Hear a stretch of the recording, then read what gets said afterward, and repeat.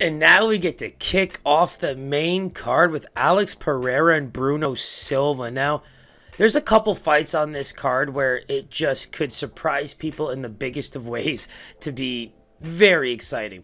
Now, you talk about Alex Pereira, right? What was he known for? Well, those Israel Adesanya knockouts on the kickboxing scene were pretty massive. But even when you watch his fight against Andreas Michailidis, you can hear guys like Joe Rogan, who do enjoy kickboxing a lot more than the average MMA fan, is pretty obsessed with watching this man compete in the octagon now. And the big thing for me in that fight, yes, he got dominated in that first round. I think that was him getting his feet wet. I think that was him understanding that there's the potential of level changing a lot, especially when you're such a decorated kickboxer going into the UFC.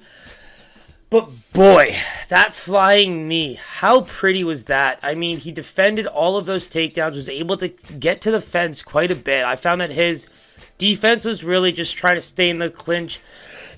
And when Andreas would get too low, he would just, find his way to that fence and spread those legs out. But then we get to the second round, and it was just perfectly timed, absolutely beautiful, just head flies back, flying knee. Now, the big thing for me in that fight is if you're a Pereira fan, you just went up against a BJJ black belt in your debut and not only was able to, escape any real danger, but finish in such a big way. But, let's talk about Bruno Silva for a second. I mean, this guy hasn't lost since 2016, and he's finished everybody. I think I did find the biggest hole in his game for this fight. And you look at the guys he's fought.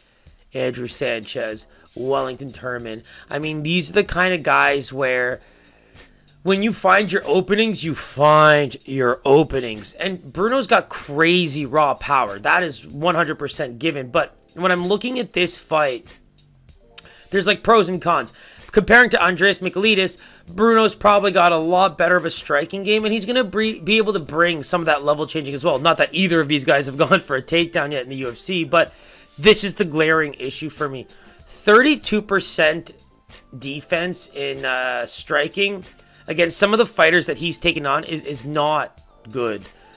You think about the last fight we saw. I mean, he was able to catch Jordan Wright pretty badly after taking a bunch of shots. So for me, in watching that fight, I kind of told myself, the right technical striker against Bruno Silva might be able to find some more success. We know about Jordan Wright's chin, and as a technical striker, he didn't do so bad in that fight. So with that 32% striking defense against a guy like Alex Pereira, who's definitely going to be able to work behind his jab very well, I think this is a very tough fight for Bruno Silva. I think game plan-wise, there is the opportunity to take it to the ground, be, the bigger fighter from a weight perspective and just kind of really wear on him, because you think about the 5-inch reach advantage, the 3 inches in height. I mean, Pereira is going to have a lot of advantages in this fight, especially as a guy who's probably looking to distance strike for most of the fight till he finds his opening. So I do like Pereira to be a big